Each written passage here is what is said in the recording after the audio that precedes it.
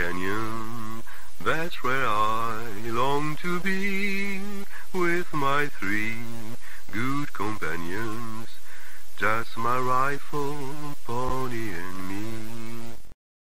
Micro-ciné, bonjour ou bonsoir, ça va dépendre de l'heure à laquelle vous allez découvrir cette nouvelle émission. Mon invité et moi, nous étions en train de longuement converser sur comment nous avons découvert le film. Oui. Le premier film de cette saga qui nous réunit aujourd'hui, c'est SOS Fantôme, Ghostbusters, la saga, avec comme sous-titre L'esprit des années 80. Voilà, je montre le livre, il est là, et c'est édité chez Third Édition, donc je remercie toute l'équipe de Third pour l'aide apportée à la conception de cette émission. Et the last but not the least, comme dirait l'autre, l'auteur de ce livre, c'est Patrick Helio. Il est là aujourd'hui pour nous en parler. Je suis assez content et je le tutoie parce que on se tutoie avec plaisir. Bonjour Samir. Comment vas-tu, toi?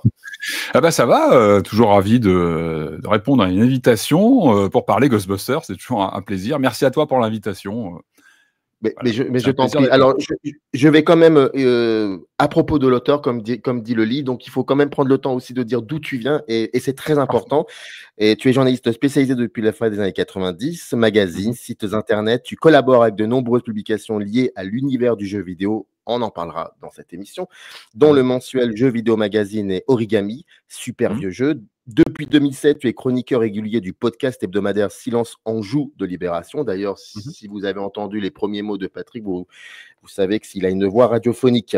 Donc, consacrée à l'actualité du jeu vidéo. Auteur d'ouvrages se penchant sur l'histoire du jeu vidéo, tu as signé notamment Resident Evil, des zombies et des hommes, volume 2 en 2022, ou alors l'histoire de la Nintendo 64 en 2023 chez Third Edition, mais aussi l'histoire du Point and Click, l'épopée du jeu d'aventure graphique chez Pix & Love, ainsi que Génération Jeux vidéo années 80 et années 90 chez Wildside Edition.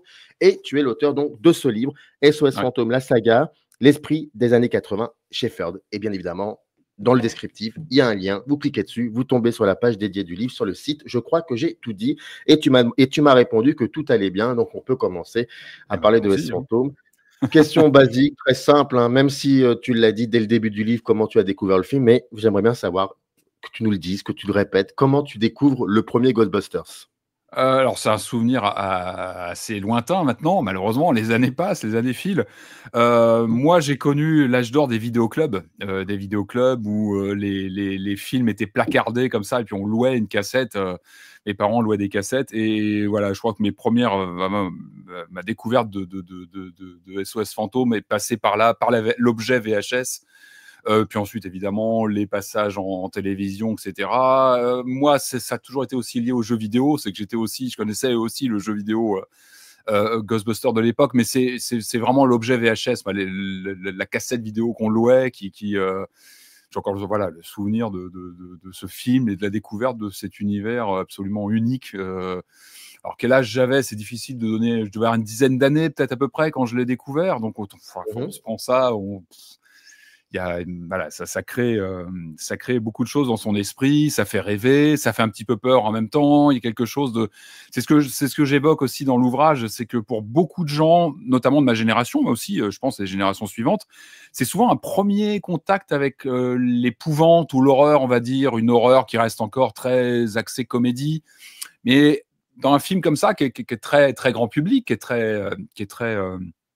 qui passe beaucoup en télévision, qui passait beaucoup en télévision, qu'on louait souvent. Il y a des petits moments horrifiques quand même. Il y a des petits passages qui peuvent créer un petit effet de sursaut, ou voilà. Et donc ça, pour beaucoup, ça a été un premier contact un peu avec le monde de l'horreur avant de louer des Vendredi 13 ou autres. J'ai envie de dire, après avoir découvert Scooby-Doo en dessin animé, souvent, SOS Fantôme, ça pouvait être un premier contact un peu horrifique. Alors, où on détestait ça et on laissait tomber, ou alors on pouvait y prendre goût et puis après continuer un petit peu à creuser la question. Mais c'est évidemment un film qu'on n'oublie pas. Et puis, je pense que il y a dans ce film, en dehors des effets spéciaux, de la thématique qui est complètement unique, il y a l'alchimie entre les acteurs qui crève l'écran et qui fait qu'il est inoxydable, à mon avis. 40 ans après, aujourd'hui, 40 ans après, il a quasiment pas bougé. Dans l'énergie des échanges entre les acteurs qui sont un peu au sommet de leur performance. Et je pense moi, c'est ce que j'avais aussi compris très vite quand j'avais cet âge-là, c'est qu'en dehors du côté épouvante qui me fascinait, c'était une bande de copains. Il y avait vraiment un truc qui liait ces personnages qui était touchant et qui, je pense, m'a marqué aussi. C'était vraiment cette bande de potes qui lance une activité de chasse aux fantômes. Enfin, c'est complètement incroyable. Il y avait vraiment un lien, un truc humain, en fait, derrière tout ça. Dans l'introduction, j'ai relevé une phrase, tu as dit c'était le paysage d'un certain cinéma fantastique populaire tout entier qui se voit revigoré. Et donc, ma question, elle est double, plutôt, double pour le coup. C'est explique-nous un petit peu en 84, quand le film arrive, et oui, c'est quoi ce cinéma populaire fantastique? Si tant est, il y en aurait un qui serait développé pour le coup. Et puis la deuxième question, Ghostbusters, ça vient d'où? Alors, dans les influences, hein.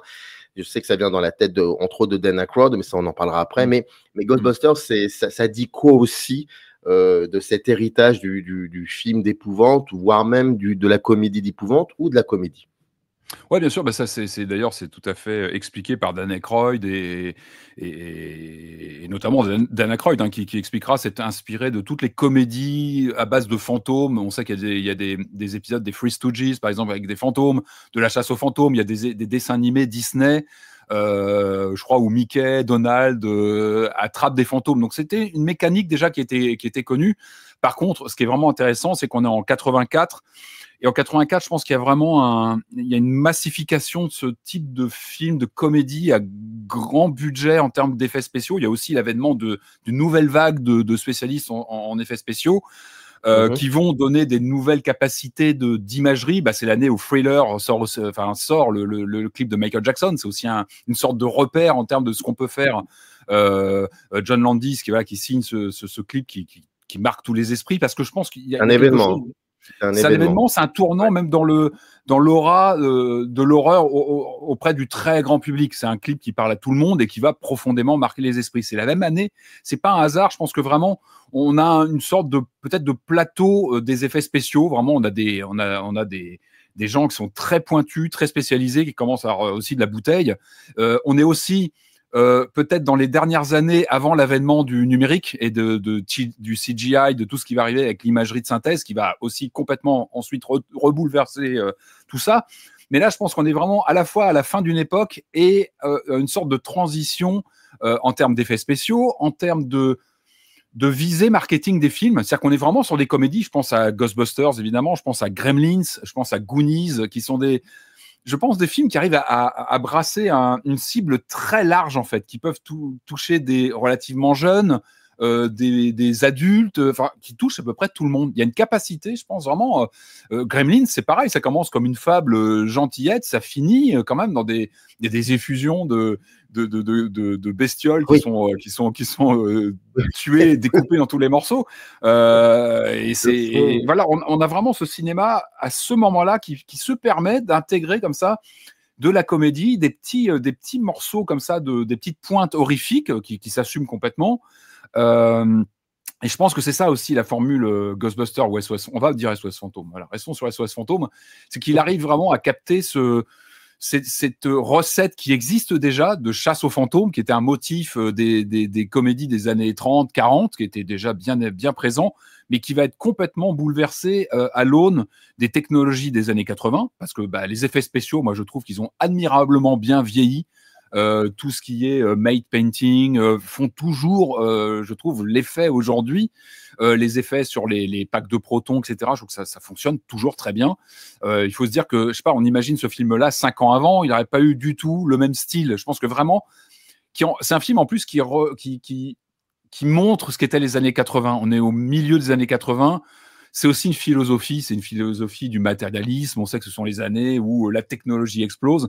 Et ne serait-ce que les équipements des chasseurs de fantômes, ils sont très symptomatiques de ces années 80 où on miniaturise beaucoup l'électronique, l'informatique commence un petit peu à se développer. Et on voit tout ça quand on voit un peu le labo de l'équipe. Ils ont des micro-ordinateurs, ils sont équipés à la pointe de ce qu'on peut faire à l'époque. Et donc ça, c'est pour vraiment le côté à la fois positionnement du film, comédie, mais avec vraiment des éléments d'horreur qui sont complètement alignés dedans, mais aussi en termes de marketing. Et ça, c'est aussi propre à cette époque-là, c'est qu'on est dans les années 80, on a ces années où on va vraiment donner la puissance à des icônes visuelles, où on va vraiment débuter un marketing de masse qu'on n'avait pas forcément à cette hauteur quelques années auparavant. On sait que Les Dents de la Mer est un des premiers grands succès d'été. Enfin, il est considéré comme un de ces grands premiers blockbusters de l'été. Pour moi, un des firmaments, ça va être le Batman de 89, où on a ce logo qui va être partout, qui résumait finalement la promesse du film à juste un logo un peu énigmatique. Enfin, les connaisseurs savaient ce que c'était, mais je veux dire, ce logo était frappé partout. Ça, c'est 89. Et pour moi, voilà, au milieu des années 80, SOS Fantôme, c'est un logo, c'est un fantôme barré, et on comprend immédiatement le sens, ce que ça peut amener. Et rien que ce logo, il a été frappé de partout, il a été galvanisé, et ce sont aussi des années où on vendait, je pense, les films sur des pitchs très simples. C'est une équipe de chasseurs de fantômes qui vont nettoyer New York d'une invasion de fantômes. Retour à le futur, c'est pareil, on reprend, toujours pour revoir un petit peu, on est à peu près en 85, donc on est très proche. Pareil, Retour à le futur, on reprend un concept qui date des années 50-60, le voyage dans le temps qu'on connaît. Il y a des grands films qui ont abordé ça, mais on lui donne un twist très années 80 avec une DeLorean, une musique pop. On le nettoie complètement et on le galvanise à l'aune des années 80 avec des tubes FM. Et Ghostbusters, c'est ça aussi. C'est une musique qui est absolument, qui est pareil, inoxydable, qui est un tube, je pense, éternel. Et c'est ça. C'est pour ça qu'on parle de cet esprit des années 80, parce que je pense que Ghostbusters est aussi devenu ce phénomène parce qu'il s'est inscrit dans cette décennie un peu folle, quoi, où on pensait que la technologie pouvait tout résoudre, que tout serait, que tout était, que même quelque chose d'aussi finalement sérieux ou voire peut-être sacré que l'au-delà pouvait se résumer ou être réglé avec des appareils électroniques. Enfin, est-ce qu'on peut imaginer plus 80, plus matérialiste que ça? Je suis pas sûr, mais du coup, pour moi, ça résume vraiment la décennie. Et encore une fois, il y a aussi la puissance de frappe marketing et puis une façon de penser le film. Je pense vraiment aussi l'héritage du Saturday Night Live. Enfin voilà, il y a aussi même dans la conception, on va peut-être y venir après, mais dans la conception même de ce qu'est le film, il y a ça qui entre en compte. Mais en tout cas, pour moi, ça a toujours été un des marqueurs. Moi, je suis évidemment très fan des années 80 parce que c'est ma décennie dans laquelle j'ai grandi. Donc, je me suis beaucoup construit dans cette époque-là. Et c'est vrai qu'aujourd'hui, on a tendance un petit peu à l'idéaliser, alors que tout n'était pas parfait, loin de là, évidemment. Mais en tout cas, je pense que ce film-là, cet univers-là, parce que c'est plus qu'un film, on va peut-être en parler, mais je pense que ça a vraiment cristallisé quelque chose. Et c'est un des étendards, vraiment, de ces années 80 qui nous est rêvé dans notre jeunesse. Oui, mais tout ce que tu racontes, si je peux me permettre, c'est lié, et c'est ce que tu dis d'ailleurs dans le bouquin, c'est quand même lié à une certaine géographie, c'est l'Amérique, c'est les États-Unis. Ouais, et peu importe, hein, c'est pas le problème, il y a aucun souci à cela. Mais tu parles de 1984, faisons une petite parenthèse, politiquement aussi, est-ce que ça dit quelque chose, SOS Fantôme? C'est quand même Dan Aykroyd qui écrit quelques années auparavant, enfin très peu de temps auparavant, je crois 3 ans, il y a eu les Blues Brothers. Ça dit aussi quelque chose, les Blues Brothers. Donc, est-ce que même si 81, je crois que Reagan était déjà là. Il était déjà là, je crois. Ouais, il me semble. Ouais. Depuis peu, mais il était déjà là. Est-ce que, voilà, c'est la petite parenthèse politique pour le coup. Bien sûr, mais quand on parle de Ghostbusters, on parle quand même d'une start-up qui se lance en 84 à New York. C'est pas rien. Enfin, New York, c'était le berceau du capitalisme, et de voir une boîte comme ça, on appellerait ça une start-up aujourd'hui, hein. Une start-up qui se monte avec un type qui s'endette, hein, je crois qu'il hypothèque sa maison de famille pour lancer l'activité et financer ce business qui va finalement cartonner parce qu'il y a une demande, etc. Donc effectivement, ça s'inscrit complètement dans l'imagerie entrepreneuriale des années 80 en plein cœur de New York. Alors je pense que quand on voit un petit peu le parcours de Dan Aykroyd, on peut imaginer qu'il y a aussi un petit côté piquant. Évidemment, il y a un côté aussi analytique par rapport à ça. Je pense que Ivan Reitman avait tout à fait compris ce que représentait aussi cette dynamique autour d'une entreprise qui, en plus, moi, ce qui m'a vraiment surpris, et puis en parlant un petit peu autour de moi, c'est quand on revoit le film, du coup, 40 ans après, on le voit plus vraiment pareil non plus.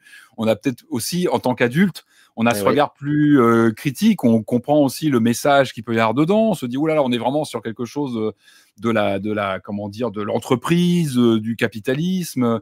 On écarte complètement le danger d'un organisme qui surveille l'environnement, qui est présenté comme le grand méchant du film, Walter Peck, alors qu'il ne fait que finalement se renseigner sur ces activités un peu illégales, non déclarées, en plein cœur de New York. Je crois qu'il y a même il y a du nucléaire dans l'affaire.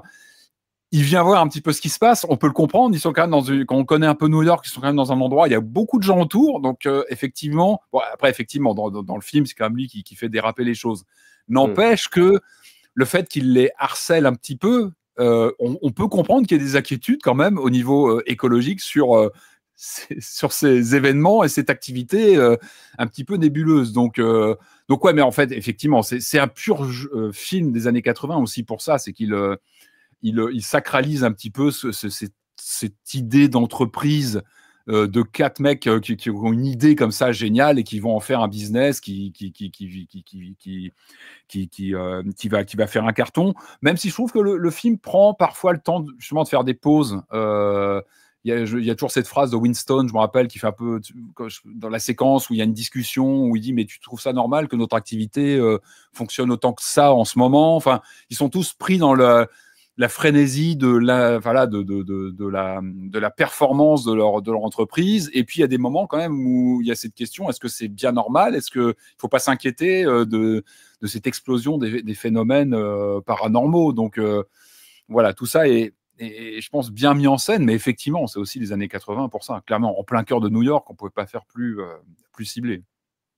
Alors, promis, dans la deuxième partie de cette émission, parce que le livre aussi se le permet, on va questionner aussi le deuxième SOS Fantôme et surtout les autres qui sont arrivés, comme tu appelles ça. Je crois qu'il y a un chapitre où en même temps, il faut quand même oui, tu dis résurrection et nouvelle génération. Donc, on parlera de ça aussi, de l'architecture du livre. Mais j'aimerais quand même que tu nous racontes, que tu nous expliques un peu comment c'est venu ça. Comment les SOS Fantômes sont arrivés, les Ghostbusters? Qu'est-ce qui s'est passé? À la base, c'est un script sur lequel travaille Dan Aykroyd. C'est un projet une sorte de suite aux Blues Brothers, mais suite dans l'esprit, sans jeu de mots. Vraiment l'idée de reprendre sa collaboration avec John Belushi, ils s'entendent très bien. Les Blues Brothers, c'est un film qui va vraiment s'imposer comme mythique très très vite. Et l'idée de Dan Aykroyd, qui est un passionné justement de ces comédies des années 30, 40, à base de chasse de fantômes, il a cette idée, lui, de dépoussiérer le concept. Il sent qu'il y a un filon qui mérite d'être repensé, retaillé pour les années 80. Donc, il va écrire ce script, il va commencer à l'écrire avec l'idée de travailler avec John Belushi, évidemment. Il a déjà ce concept avec eux deux, puis peut-être une équipe étendue. Et puis arrive malheureusement le drame de la disparition de John Belushi, qui va un petit peu, évidemment, remettre en question le projet tel que, du coup, Aykroyd le voyait. N'empêche qu'il va conserver l'idée quelque temps, et puis ça va tourner, il va continuer à travailler dessus, à côté d'autres choses. Il lâche pas l'affaire, en fait, il s'accroche à ça, et il va développer ce script dont je parle un petit peu au début de l'ouvrage, sur une vision absolument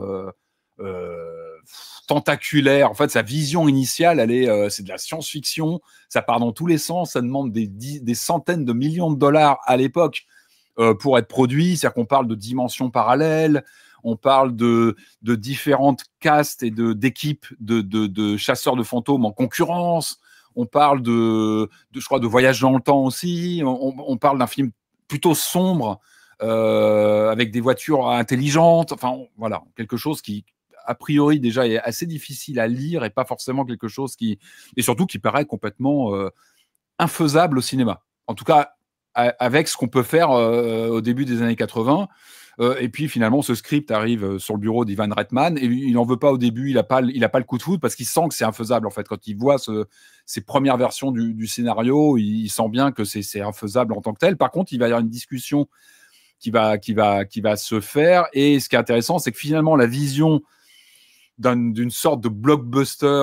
Moi, ma théorie, c'est qu'un jour, on la verra. Cette version originelle qui était infaisable dans les années 80, je pense que peut-être qu'un jour, Dan Aykroyd arrivera à la faire par les CGI d'aujourd'hui. Et bon, j'en sais rien, mais je verrais bien ça, un de ces quatre. Mais bon, bref, il y a cette discussion qui est intéressante. Et c'est ça, c'est aussi cette discussion entre Dan Aykroyd, qui est un peu l'idéaliste, qui a l'idée, qui a l'impulsion de base, et puis un Ivan Reitman, qui est lui déjà un réalisateur qui a quelques succès de comédie à son actif. Il s'est très très bien tourné de la comédie très américaine, très potache. Et c'est la rencontre un peu des deux qui va déjà commencer un peu à dessiner justement un retour un peu sur Terre et quelque chose d'un petit peu plus pragmatique, plus proche du monde réel. Ça va être une des forces de Ghostbusters. On parlait justement de cet ancrage dans les années 80. C'est ce qui fait que le film nous parle tout de suite. On est les enfants des années 80 et nous, on nous parlait de New York en 84. Ça nous parlait tout de suite. C'était des villes qu'on voyait dans la moitié des films qu'on regardait. Ça se passait à New York.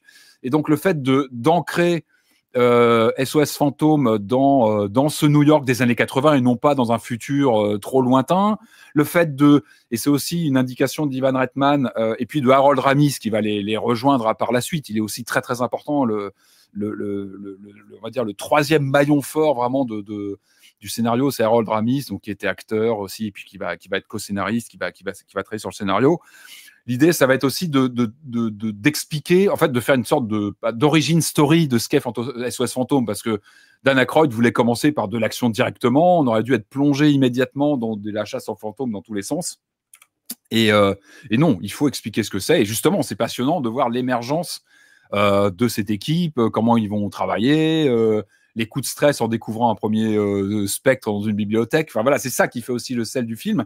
Et mine de rien, le fait d'avoir une origin story, ça permet de rendre acceptable pour le spectateur des choses qui sont quand même fictives et fantaisistes. Mais justement, le fait d'expliquer comment ils se mettent en place, leur première rencontre, eh ben, ça nous fait croire, jusqu'à la fin du film, on y croit en fait. On arrive à croire à tout ça parce que ça se construit au fur et à mesure. Alors que les projets initiaux de Aykroyd, visiblement, c'était d'arriver tout de suite dans une action où tout était déjà posé. Ça faisait beaucoup trop d'informations pour le spectateur et des choses trop lointaines. Là, on ancre dans le réel, dans de la comédie, avec du coup des acteurs qui savent très bien faire ça. Et voilà, ça va être cette rencontre. Et donc, il y a un peu du Saturday Night Live, on le disait, hein, c'est la troupe qui cartonne dans ces années-là, quoi. Ce sont des véritables stars aux États-Unis. On les connaît peut-être un petit peu moins à l'époque en France. Maintenant, bon, tout ça est beaucoup plus globalisé, mais à l'époque, c'était vraiment des stars aux États-Unis. Et l'idée, le coup de génie, ça va être aussi de faire venir des gens qui connaissent de cette équipe qui fait un malheur dans l'émission, qui est très très populaire. Des noms qui vont.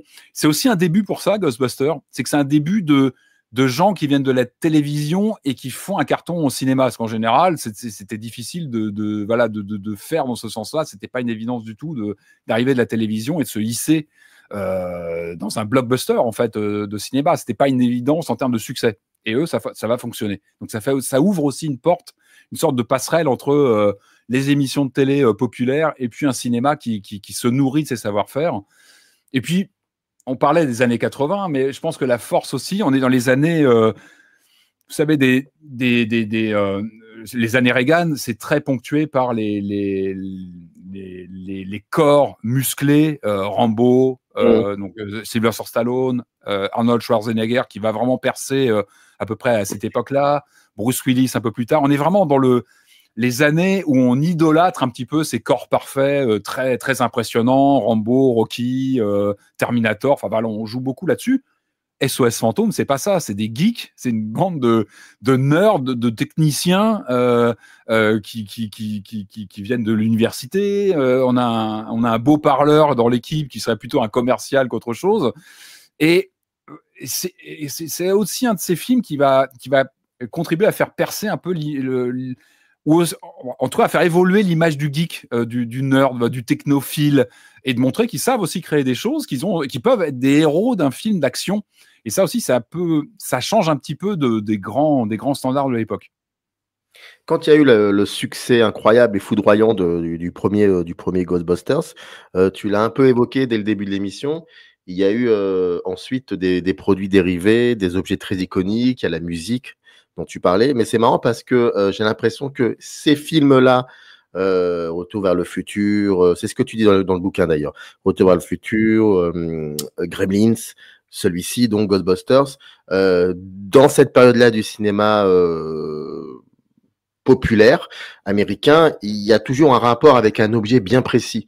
Tu disais, par exemple, le Gremlin, c'est le Mogwai, Retour vers le futur, c'est la DeLorean, et là, pour le coup, c'est certainement Ecto-One, peut-être. Ça peut voilà, être Ecto-One, ou le logo hein, qui est en devanture de leur QG. Je pense que le logo est vraiment le symbole, mais effectivement, la voiture est un élément capital aux États-Unis à l'époque. Enfin, c'est toujours le symbole. C'est les années où on a K2000 à la télévision, où on a l'automobile ou le véhicule, en tout cas, est majeur.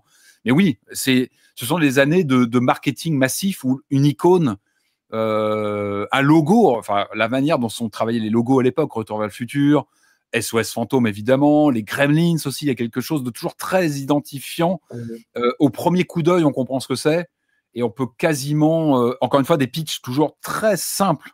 On vend le film sur finalement une promesse très limpide, très compréhensible et qui va parler au plus grand nombre. Donc oui, on est vraiment sur des films qui tapent fort en termes de marketing et de produits dérivés. SOS Fantôme, pas tout de suite, je crois. Ils ont été un peu dépassés sur les produits dérivés. Ça arrivera plus tard avec notamment le dessin animé qui, lui, va vraiment faire un grand carton en termes de figurines, etc. C'était moins présent sur le premier film qui sort sans forcément que le succès soit assuré. C'était pas du tout une évidence et c'est par la suite vraiment que le marketing les produits dérivés vont vraiment exploser. Pourquoi il faudra attendre 5 ans pour qu'il y ait une suite à ce film, alors que ça a été un succès considérable?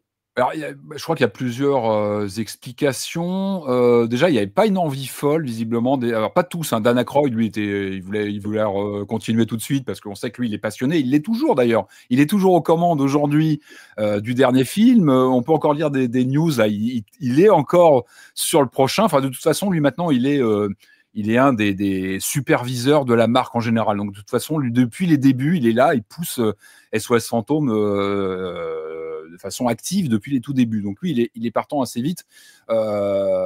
C'est plutôt Bill Murray qui va freiner, notamment, qui va se faire prier pour revenir. Après, on peut le comprendre. C'est vrai qu'on l'a beaucoup critiqué à l'époque en disant bah oui, mais il traînait la patte, il a eu du mal à se décider. Je pense qu'il avait envie de faire autre chose aussi.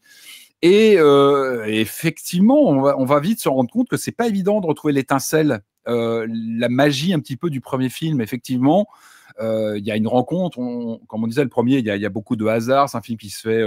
Il y a des séquences de tournage qui sont un petit peu un peu à l'improvisation. Enfin, il y a vraiment quelque chose qui se passe à un moment donné qui va être très dur à retrouver dans une suite. Donc ça prend du temps, les acteurs sont pas disponibles, ils ont d'autres choses à faire, ou alors ils ont envie de faire autre chose aussi. Harold Ramis, après il passe réalisateur, il a vraiment d'autres priorités. Après, évidemment, le succès va faire que ça va perdurer. Il y a aussi le succès du dessin animé aussi, les Real Ghostbusters, qui va faire un énorme carton, hein, qui va rester plusieurs saisons et qui va permettre à la franchise de perdurer, en fait. C'est-à-dire que le premier film est terminé, on passe normalement à autre chose, mais ce dessin animé va réactiver va continuer en fait à alimenter la machine SOS Fantôme. Et mieux que ça, c'est que ça va aussi permettre ce dessin animé. Donc évidemment, hein, c'est peu effrayant, c'est très cartoony, il y a beaucoup de belles couleurs. Enfin, c'est c'est très orienté pour les enfants et ça va permettre de faire venir une nouvelle audience aussi. Via cette audience de dessin animé qui va être plutôt attentive et qui va souvent découvrir le film des années après, parce qu'à l'époque, il faut se rappeler aussi, hein, le marché est différent, le film sort en salle, il fait le gros de sa carrière en salle, il n'y a pas de streaming derrière, la vidéo domestique, c'est encore dans les années 80 relativement rare, c'est le vidéoclub, donc c'est la location de films. Donc la vie des films n'est pas comme aujourd'hui où vraiment on peut aujourd'hui caler la sortie cinéma, le streaming dans la foulée, la sortie DVD, etc. À l'époque, c'est beaucoup plus réduit que ça. C'est qu'il y a la sortie cinéma et puis après ça va être en vidéoclub. Enfin, c'est beaucoup plus réduit. Donc beaucoup de films, leur carrière se terminait. Si c'était un four en salle, c'était vite terminé. SOS Fantôme, heureusement, il fait un beau carton. C'est une belle surprise en salle qui va lui permettre d'exister ensuite en télévision. Il y a aussi les ventes en télévision qui sont là pour amortir sur le long terme. Mais je veux dire, la présence du film, elle est moins évidente qu'aujourd'hui pour le trouver en en physique, en domestique. Voilà, le DVD n'existe pas. Enfin, on est encore sur des secteurs différents. Donc, ce dessin animé, il est clé. Ce dessin animé qui commence en 86, donc il arrive 2 ans après le film, qui va continuer jusqu'au début des années 90, il est fondamental pour comprendre comment la franchise a continué à vivre et à toucher de plus jeunes générations et à préparer le terrain, évidemment, pour une suite et d'autres choses. Et d'autres choses. Quand on regarde un peu cette saga, qu'est-ce qu'on voit? On voit donc le numéro 2 qui passe, qui sort en 1989. Ensuite, il y a en 2016, il y a un SOS Fantôme uniquement avec des personnages, enfin les personnages principaux sont féminins, donc c'est une équipe féminine. En 2021, il y a SOS Fantôme, l'héritage. Et en 2024, récemment, la menace de glace. Qu'est-ce qui, selon toi, non, avant de poser cette question, je voudrais juste que tu nous expliques, parce que ça va être une belle transition par rapport à la question que je voulais te poser, comment tu as pensé l'architecture du livre? Comment tu as pensé le sommaire finalement? Relativement chronologique. Je pense que c'était difficile de faire autrement pour comprendre l'évolution d'une série comme ça. L'idée de ce livre, c'était de comprendre. Je voulais comprendre pourquoi SOS Fantôme est toujours là aujourd'hui, comment il s'est construit, comment tout ça a été pensé et comment ça avait perduré toutes ces années. C'était difficile de s'écarter de l'aspect chronologique, donc de suivre les sorties successives des films, parce que c'est tellement dans une logique de réponse au premier. Le premier, c'est vraiment, évidemment, c'est le film le plus important de la saga, bien sûr, en 84. C'est le film fondateur et c'est le meilleur de loin, parce que quand on le remet dans son contexte, c'est le film qui crée un univers entier et qui va ensuite motiver les suites.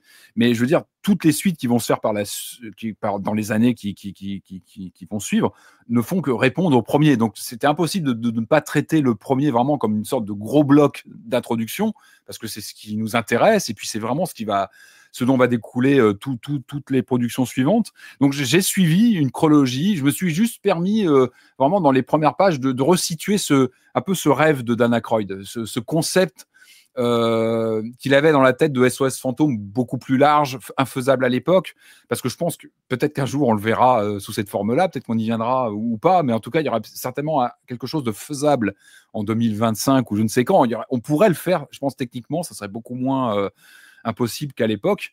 Et donc voilà, j'ai vraiment commencé par ça, par montrer ce qu'était déjà l'idée même de SOS Fantôme avant de rentrer dans la production, comment il s'est fait, comment il s'est tourné. Mais effectivement, j'ai suivi une construction chronologique des films, mais en me permettant aussi entre deux de bien montrer le lien entre tout ça. C'est-à-dire que, aussi dans une forme chronologique, les séries animées, les jeux vidéo, qui étaient importants pour moi, parce que j'ai toujours été joueur, donc je connaissais les jeux vidéo aussi, et ils sont intéressants.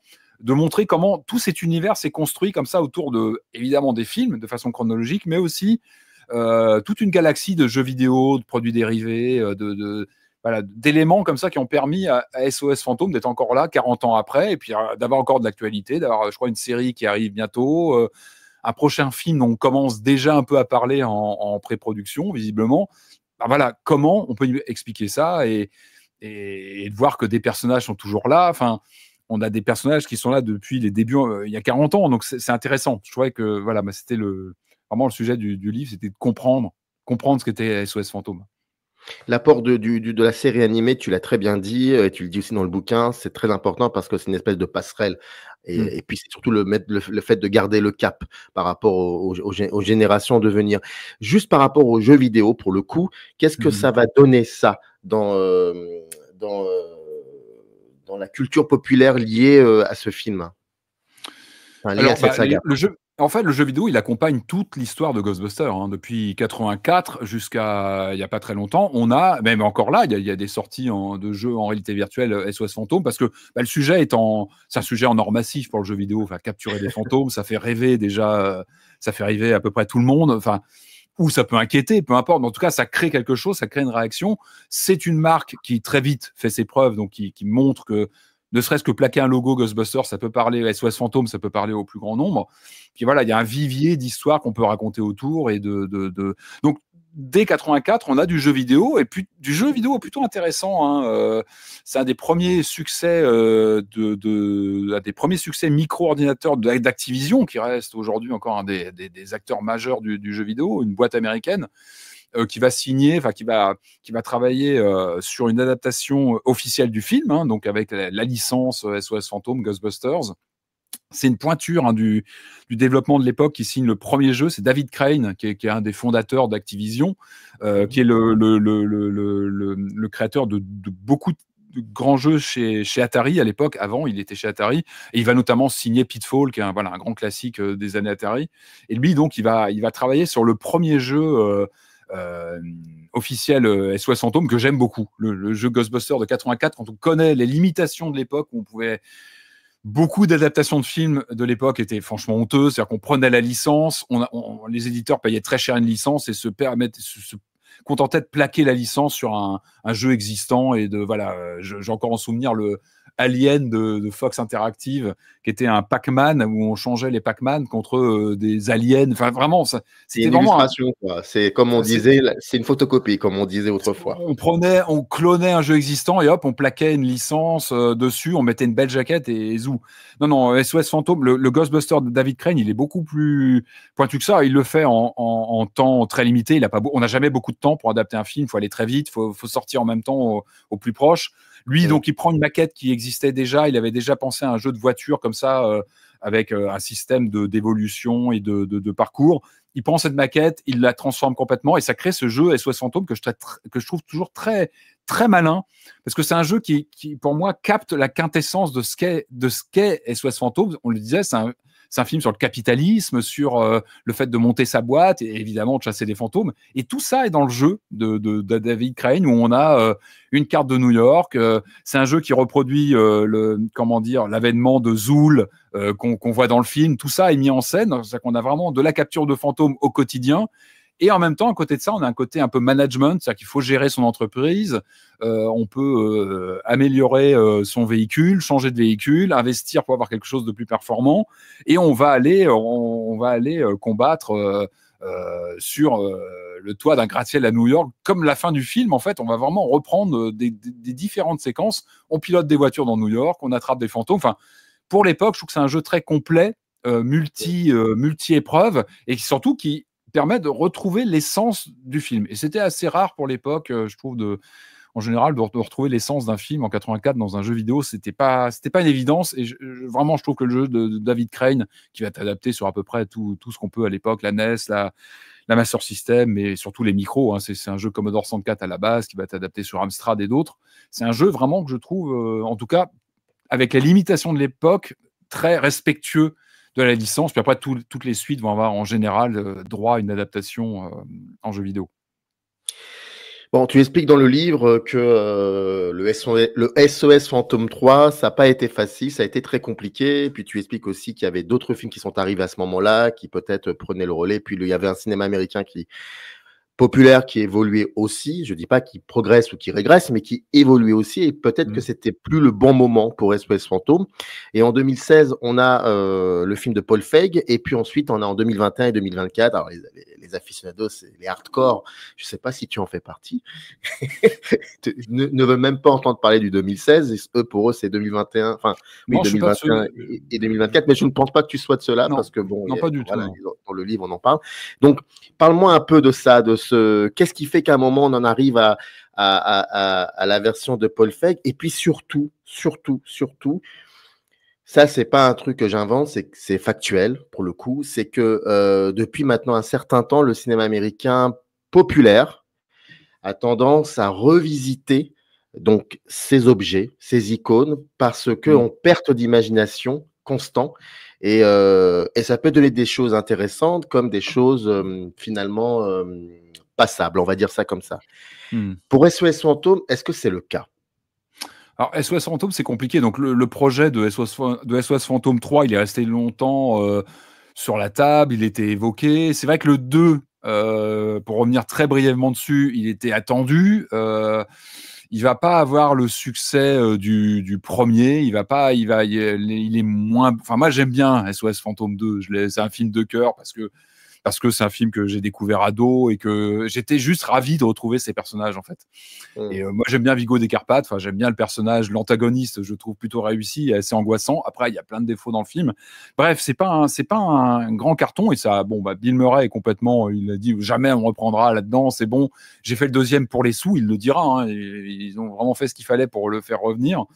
Ils le font, mais du coup il y a vraiment un coup de frein massif de certains acteurs qui veulent plus y mettre les pieds parce que le 2 est quand même très critiqué. Je pense que c'est un film un peu qui est devenu doudou pour toute une génération parce que le slime, parce que ça reste l'équipe originelle, donc on y est attaché. Mais effectivement, il y a vraiment plusieurs années qui passent. C'est marrant d'ailleurs, ce qu'on parlait de jeux vidéo à l'instant. À un moment, le jeu vidéo va même servir un peu de palier parce qu'il y a un jeu vidéo qui sort à la fin des années 2000. Au moment où il y a plus de film du tout, le 3 et on sait que c'est fini, ça se fera pas. Et ben finalement, l'équipe originelle, elle est réunie pour un jeu vidéo qui est très bien fichu en plus. Hein, le jeu Ghostbusters qui est ressorti il y a pas très longtemps en remaster, qui est un jeu qui imagine un Ghostbusters 3 qui se passera en 91, en gros. Enfin, il s'appelle pas Ghostbusters 3, mais il imagine ce qu'aurait été un troisième film et on joue une recrue qui intègre l'équipe. On retrouve Bill Murray qui double son personnage. Toute l'équipe est là et double. Ils sont représentés en 3D, mais ils ont leur voix, ils prêtaient leur voix au personnage. Donc, il y avait vraiment une participation de l'équipe originelle. Donc, on avait vraiment la sensation en jouant de se dire, tiens, finalement, ça tient. Et je crois que le succès, lui, en revanche, de ce jeu, il a bien fonctionné. La critique était là. Je pense que les ventes ont bien marché. A pu amener un petit peu une réflexion, se dire, tiens, c'est pas mal, finalement, de rebosser ensemble. Il y a quelque chose qui peut se passer autour de Ghostbusters. Donc, ça a pu réactiver à un moment donné, en tout cas, l'envie de relancer. Mais plus les années passent, plus la perspective, à ce moment-là, d'un SOS Fantôme 3 est compliqué parce qu'aujourd'hui on est habitué, finalement, comme tu le disais, on est habitué aux suites 25 ans après où on fait revenir les vétérans, etc. Il y a eu quelques années où ça se faisait moins, où ça se faisait pas encore, ça s'était pas encore fait. On n'était pas encore dans ces schémas de réexploitation comme ça de franchise. Je pense qu'on n'avait pas encore forcément passé le cap et donc SOS Fantôme 3, ça paraissait trop tard, ça paraissait pas possible. Et puis finalement, ça va être un reboot qui va se profiler. Comme tu disais, un reboot qui est très mal aimé. Je sais qu'il est souvent écarté. Quand on voit les coffrets, je crois, DVD, des fois, il n'est pas dedans. Il est complètement écarté parce qu'il n'est pas dans la continuité narrative, on va dire. Moi, je suis absolument contre tout ce qui est comment dire, tout le phénomène d'acharnement qu'il y a pu y avoir sur les réseaux contre les actrices. Moi, je trouve ça totalement déplacé d'attaquer des actrices, d'attaquer le réalisateur Paul Feig, qui, bon, qu'on aime ou pas son travail, il a tenté quelque chose. Moi, je pensais, alors, il est loin, c'est un film très critiquable sur plein d'aspects. Je suis premier à le reconnaître. J'aime pas beaucoup l'humour très pipi caca qu'on a parfois. On se dit, mais c'est pas ça SOS Fantôme, c'est pas ce que j'attends. Par contre, je pense que la bonne idée qu'avait eu Paul Feig, c'est de dire, on crée un casting complètement féminin. On s'écarte du coup des acteurs originaux et on va essayer de créer autre chose. Alors oui, il y a des grands archétypes dans cette équipe, mais déjà je trouve qu'elle fonctionne bien entre elles. Je trouve que les personnages, moi, il m'a fait rire. Il y a vraiment des séquences qui m'ont fait rire, alors que, enfin, c'est pas, voilà, il y a vraiment, ce sont aussi des actrices du SNL, hein, qui ont aussi, pour la plupart, viennent du SNL. Donc il y avait quelque chose de légitime. Et puis qui avaient déjà travaillé ensemble, si je me trompe pas. Ils avaient déjà fait. Oui, c'est ça. Avec Paul Feig aussi, il y avait eu des collaborations déjà au précédent. Et puis, moi, je trouve qu'il y a quelque chose qui se passe entre elles à l'écran. Donc, évidemment, là, quand on touche à une licence historique comme ça, il y a effectivement, il y a des réactions qui ont, en plus, ont pas mal saboté le film. Encore une fois, un film qui est loin d'être parfait. Mais voilà, je pense qu'il méritait pas du tout cet acharnement. Et encore une fois, je trouve qu'il avait aussi. Moi, je suis pas contre. J'aimais bien aussi l'idée de reprendre l'idée de ce qu'est Ghostbusters. C'est quoi, en gros? C'est chasser des fantômes. C'est quoi? En quoi ça consiste? Et d'essayer de le réinventer dans les années 2000, 2010. Bon, le problème, c'est que le film, parmi ses défauts, c'est des CGI dans tous les sens, une fin qui part dans des orgies de CGI où ça devient presque illisible. C'est too much, en fait. C'est trop. Et vraiment, je pense qu'il y a C'est plus là, je pense que le film est en dehors de cet humour que parfois je trouve déplacé ou pas très réussi. En dehors, je trouve, de la cohérence au sein de l'équipe. Je pense que oui, il est parfois illisible sur la fin. Il y a beaucoup trop d'effets spéciaux et finalement ça attaque le film. Mais voilà, je pense que l'idée de dire on change tout et on a juste des caméos des anciens, pourquoi pas. Bon, j'étais pas forcément plus fan que ça des caméos des anciens. Je trouve que c'était aussi peut-être important de passer à autre chose, même si j'adore ces acteurs et ces actrices des premiers. Mais en tout cas, je pensais que l'idée de réinventer SOS Fantôme valait le coup de se poser, en tout cas cette question de se poser. Bon, ça a floppé de toute façon. Le verdict a été en salle, a été dans la critique. Et ça s'est pris le film s'est pris un four monumental. Mais du coup, Afterlife est né aussi. Il est né aussi de ce rejet. Je pense qu'Afterlife, on n'aurait pas eu Afterlife si finalement le 2016 avait eu un grand succès. On aurait sûrement eu une suite qui était déjà plus ou moins dans les plans. Mais les qualités d'Afterlife viennent, je pense aussi, des malheurs du 2016. Ça a totalement vacciné Jason Reitman, donc le fils de Reitman qui a pris qui a pris les rênes du projet. Et il a complètement construit son film sur autre chose. Il est vraiment parti d'autre chose, revenir au lore et à la lignée originelle, etc., tout ce qu'on connaît. Mais voilà, le 2007, je sais qu'il est très mal vu. Il vieillit pas forcément très bien non plus, je pense que. Mais voilà, encore une fois, je pense que l'impulsion était bonne. Je pense que Paul Feig n'était pas un mauvais choix en soi. Voilà, moi j'aime bien le personnage, l'acteur de Thor. Qui joue il est tellement ridicule. Enfin, c'est drôle, quoi. Il y a vraiment des moments qui sont drôles. Enfin, j'aime bien penser. Mais pardon de t'interrompre, là, ce que je veux dire est complètement faux, mais j'aime bien me dire que peut-être George Miller l'aurait vu dans ce film et lui aurait confié le rôle de ce malade mental dans Furiosa c'est vrai j'y ai pensé aussi. J'y ai pensé aussi. Je me suis dit tiens, c'est étrange parce que il est très bon. Il est très très bon. Chris Hemsworth, si je me trompe pas. Exactement. Exactement. Pour Afterlife et ensuite la menace de glace, il y a un élément qui est très intéressant, c'est que pour le coup, sont mis en avant, et surtout dans Afterlife et ensuite mais parce que l'histoire dit ça, des ados.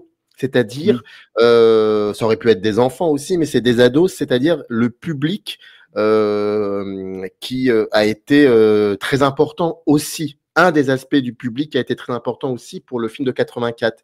Et c'est bien donc de mettre dans le même plan, cinématographiquement, pour le coup, des adultes, les personnages qui reviennent, que nous connaissons, voire même celui joué par Harold Ramis dans quelques scènes magnifiques, avec aussi un aspect du public. Il y a quelque chose comme ça de très méta. Et voilà, ça c'est juste un aspect. Après, peut-être par rapport à ça, qu'est-ce que tu en penses? Et puis Afterlife, l'héritage revigore vraiment la saga pour toi? Je pose des questions dont je connais les réponses parce que tu les voilà, mais bon. Alors, en fait, vu la menace de glace qui a suivi, on se rend compte qu'Afterlife c'était peut-être une parenthèse finalement, une sorte de redémarrage en prenant le côté un peu exotique entre guillemets, d'être à la campagne dans un nouveau décor, etc. Encore une fois, c'était presque une réaction. Je pense qu'il y avait une envie de réagir après les effusions de CGI du 2016 en fait, qui encore une fois était presque illisible sur la fin, allait beaucoup trop loin. Là, l'idée, c'était de s'écarter de ça. Alors, le côté... moi, j'avais eu très peur, en fait, de l'aspect, avant de voir le film, vraiment, j'étais inquiet du côté, on prend l'acteur à la mode de Stranger Things, à l'époque, j'avais très peur de ce côté, on coche toutes les cases pour essayer d'avoir un objet comme ça, marketing, vendable pour toucher, comme tu disais, les différents publics, etc. Je trouve que finalement, ça marche bien. Je trouve que l'équipe de jeunes, moi, elle m'a surpris... ils sont tous bons. Enfin, moi, vraiment, j'y suis allé en étant très inquiet sur Afterlife. Et au final, je trouvais que les personnages étaient plutôt bons. Moi, alors après, on est aussi dans ce pur cinéma un peu doudou où on sacralise. C'est une grande vague qu'on a connue dans Star Wars où on sacralise le casque de Dark Vador dans une nouvelle trilogie. Je les ai énumérés d'ailleurs dans l'ouvrage. Hein. Je pense à Jurassic World où on retrouvait des endroits du Jurassic Park de 93. Il y a vraiment toute une vague comme ça de films, Creed avec Rocky, où on reprend des éléments parfois très bien, hein, parfois c'est très bien fait, mais il y a vraiment ce côté, on convoque des objets, même parfois qu'on montre à l'écran, regardez, on a cette caution des originaux et bon, on fait notre propre film, enfin regardez, tout est bien là ici et c'est très bien. Ce que ne fait pas George Miller, tu parlais de Mad Max, on n'est pas du tout là-dessus. Pour moi, dans Mad Max, on est vraiment dans une autre énergie, justement, beaucoup plus à aller de l'avant quelque part. Voilà. Mais en tout cas, sur ce côté sacralisation un petit peu de vestiges de l'époque, on était en plein dedans. C'est-à-dire redécouvrir le pack Proton, retrouver. Il y a toutes les séquences dans la cave, dans le sous-sol caché comment dire, de la famille qui retrouve les éléments de Spengler, où on est vraiment on a l'impression quasiment dans le lieu de tournage et d'arriver sur des props de films qui auraient été réunis. On est quasiment là-dedans.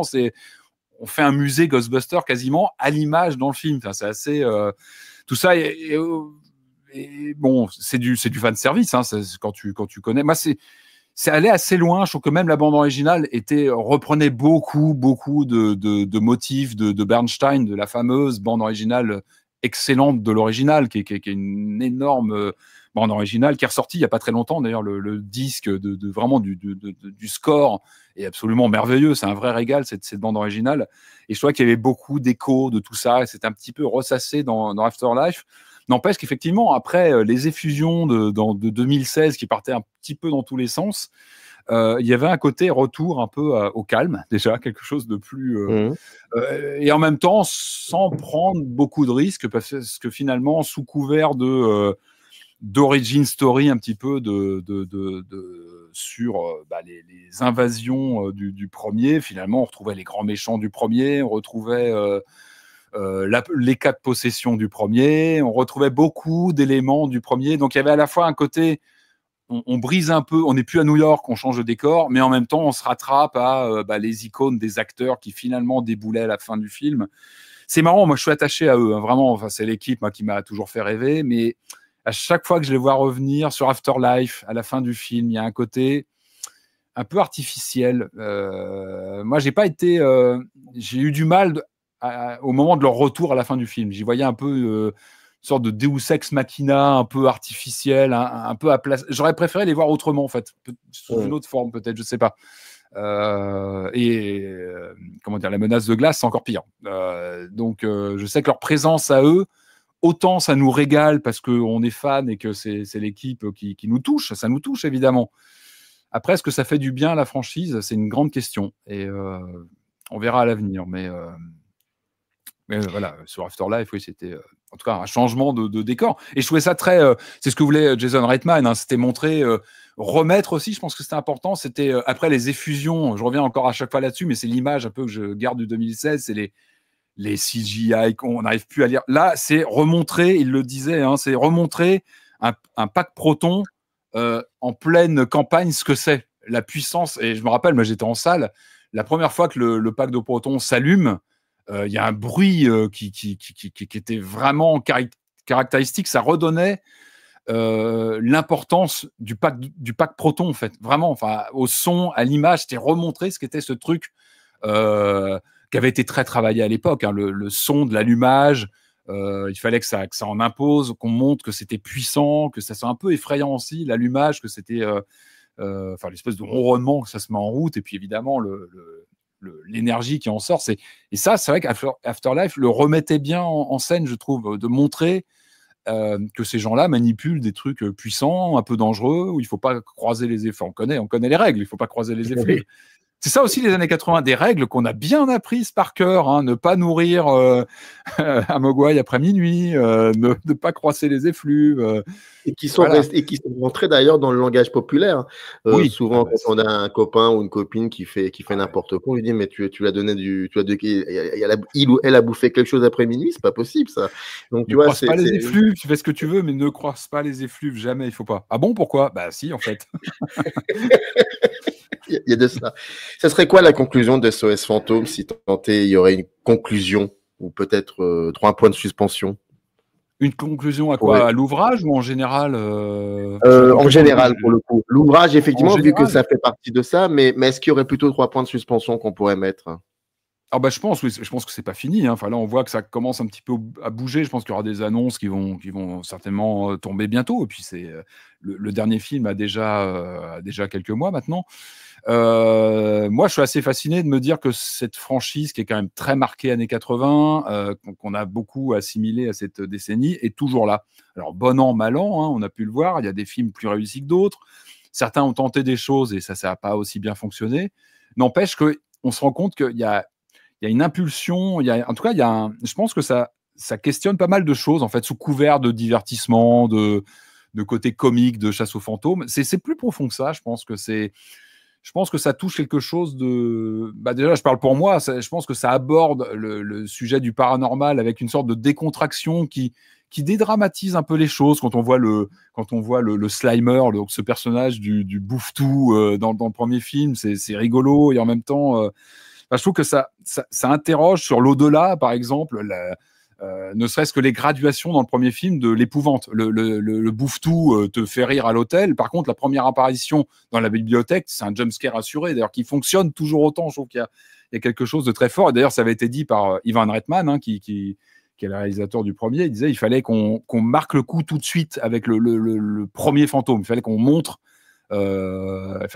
les dents un petit peu pour faire peur, pour qu'après les spectateurs soient un peu en stress pendant tout le film à se demander ce qui va leur tomber dessus.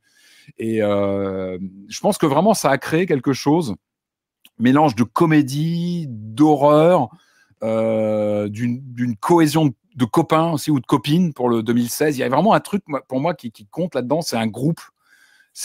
Voilà. Et c'est pour ça qu'Afterlife, c'était plus compliqué que ce groupe qui s'était... J'ai eu aussi un peu de mal à assimiler l'idée que Spengler était parti, qu'ils s'étaient brouillés entre eux. Ça m'a un peu peiné, ça. Parce que même si on les voyait plus depuis quelques années, pour moi, c'était une bande de potes. Ils sont complètement différents. Mais en même temps, je les voyais toujours ensemble. Et j'ai eu du mal à assimiler cette idée qu'ils puissent être brouillés, même si c'était pour la bonne cause. Voilà, j'avais un petit peu de mal avec ça. Mais bon, en tout cas, c'était l'histoire telle qu'a voulu la donner Jason Reitman. Mais en tout cas, il y a ce côté, une bande de potes qui affrontent des choses absolument terrifiantes, et ça fonctionne parce qu'il y a de l'amitié, parce qu'il y a un groupe avec des compétences différentes mais complémentaires. Donc ça, il crée quelque chose qui perdure aujourd'hui. Menace de glace, je l'ai pas trouvé exceptionnel. Je trouve que il y avait des bonnes choses, mais la promesse du retour à New York n'était pas non plus assez exploitée. Je trouve que c'était un peu sous... d'être dans un décor comme New York, renoué avec New York, c'était très attendu. Je trouve qu'ils n'en font pas grand-chose, malheureusement. Après, j'aimais bien l'idée, et ça, c'est un peu amorcé dans le dernier film, c'est d'étendre cette idée de chasseur de fantômes. Et ça rejoint un petit peu les écrits initiaux de Dan Aykroyd. On voit qu'il y a des laboratoires de recherche qui se sont créés en parallèle, on va dire, de la branche historique de Spengler et les autres. Ça, c'est intéressant de se dire qu'on va peut-être creuser comme ça une autre forme de SOS fantôme. Là, on voit qu'il y a des installations perfectionnées qui travaillent sur la chasse aux fantômes de façon cachée.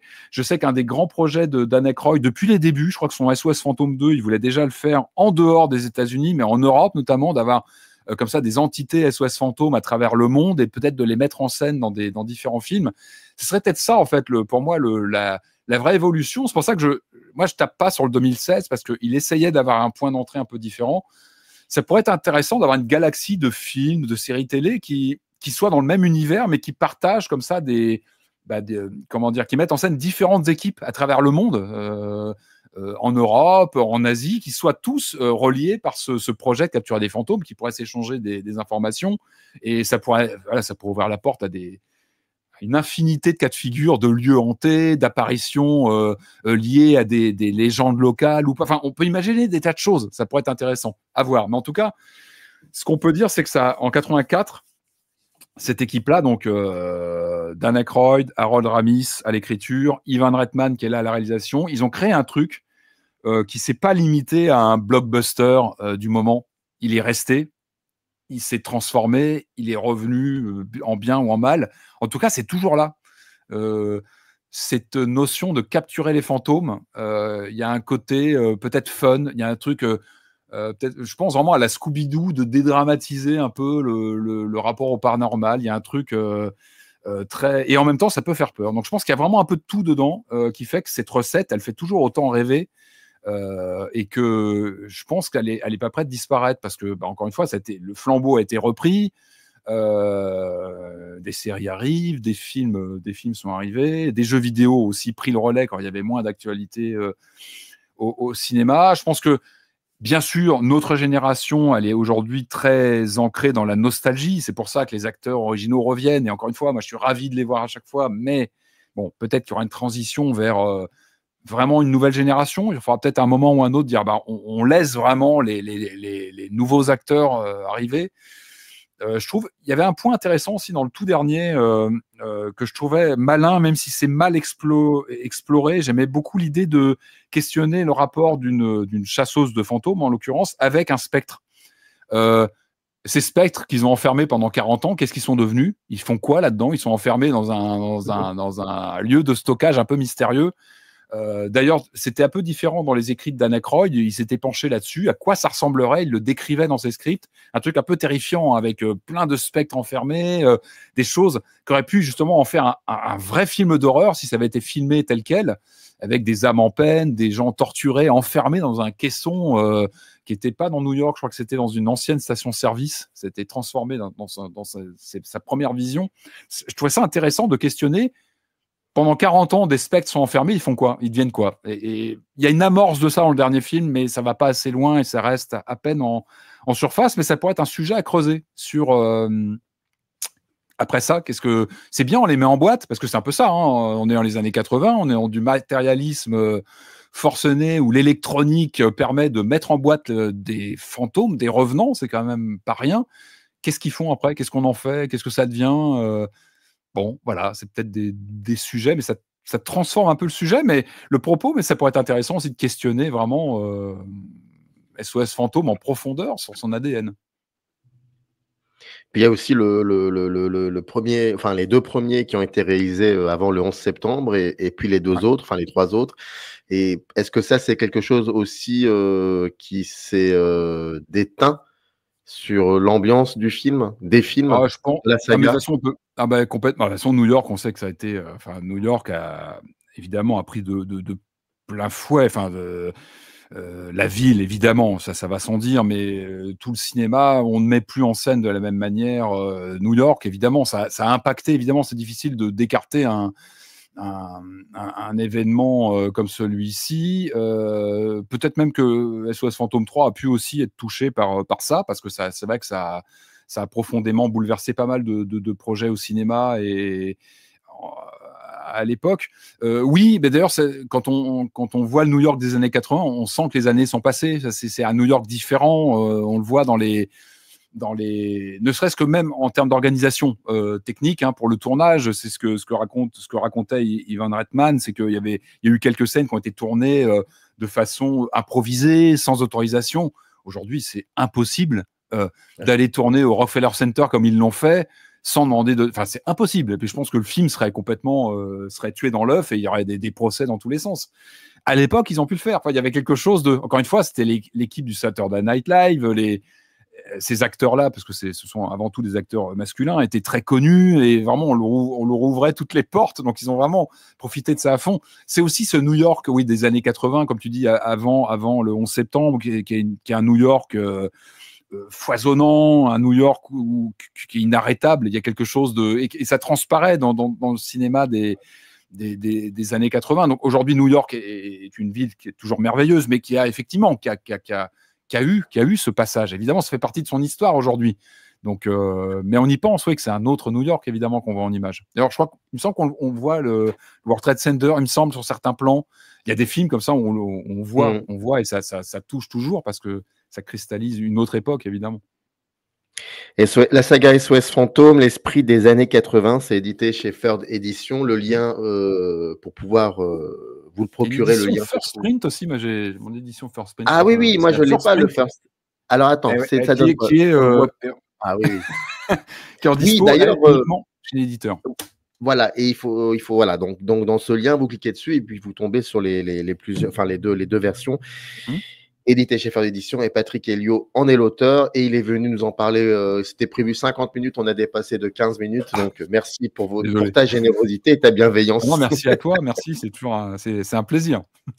Bon, en tout cas, je répète, dans le descriptif de ces vidéos, vous avez le lien, vous cliquez dessus, vous tombez sur la page dédiée du livre et vous le procurez. On a dit peut-être 0,001%, c'est ce que j'aime à dire dans certaines de mes émissions. Toi, ton film préféré de la série, je t'ai pas demandé. C'est une question. Ouais.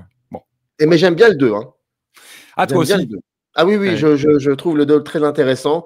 Après, moi, je suis absolument pas du tout. Enfin, j'ai jamais été très nostalgique. J'ai jamais vraiment été nostalgique dans ma vie. Et mais le Afterlife, le fait de revoir Harold Ramis en fantôme, moi, ça ne me plaît pas, ça, parce que ça participe encore et toujours à. C'est trop long. En fait, je vois un manque d'imagination et c'est ça qui me gêne. Ah, mais la fin, moi, je la trouve. Je suis pas fan du tout de la fin dès l'arrivée en fait de l'équipe. On attend leur arrivée, puis quand ils arrivent, c'est un peu déceptif. Et pour moi, la séquence avec Ramis est beaucoup trop longue. Elle aurait dû être beaucoup plus subtile. On aurait pu avoir des petites apparitions, quelque chose de plus subtil. Là, c'est trop long, c'est un peu gênant. C'est dommage parce que je trouve que. Ouais, c'est un peu dommage. Et même le dernier, je trouve qu'il y a des moments, il y a des questions. Il aborde presque des questions. Je crois qu'à un moment, il y a Dan Aykroyd dans le tout dernier film où il aborde l'idée de et si un jour lui-même, et puis hop, c'est coupé, on passe à autre chose. L'idée que lui-même peut-être un jour passera de l'autre côté. C'est intéressant de se demander ces chasseurs de fantômes comment eux-mêmes voient l'au-delà en fait, et voilà, mais c'est vite écarté. Parce qu'il y a un problème d'écriture aussi. Hein. Je pense que je pense, et puis en fait, oui, je pense qu'il faut faire du film aussi qui soit, qui se prenne pas trop la tête non plus. Peut-être qu'il faut pas aller sur ces sujets peut-être un peu trop. Qui peut être inquiétant, je sais pas, mais c'est dommage parce que le premier film, encore une fois, il n'hésitait pas à faire peur. Alors que là, le dernier, à aucun moment, moi, j'ai eu le moindre soupçon de. Il y a rien du tout. Il a perdu vraiment cette fibre. Les SFX sont complètement ratés pour moi du dernier. Enfin, il y a rien d'inquiétant du tout. Alors que le premier, c'était du practical, c'était vraiment du physique ou de l'illusion d'optique, mais ça fonctionnait de manière incroyable. Je trouve que les derniers, voilà, ça reste très, voilà, ça prend pas autant que ça, mais ouais, effectivement. Le livre existe, ça aussi c'est important. Je le montre de nouveau. Voilà. Merci beaucoup Patrick et merci à toi, merci pour l'invitation, Samir. C'est normal. Générique. À bientôt. In the canyon, that's where I long to be with my 3 good companions.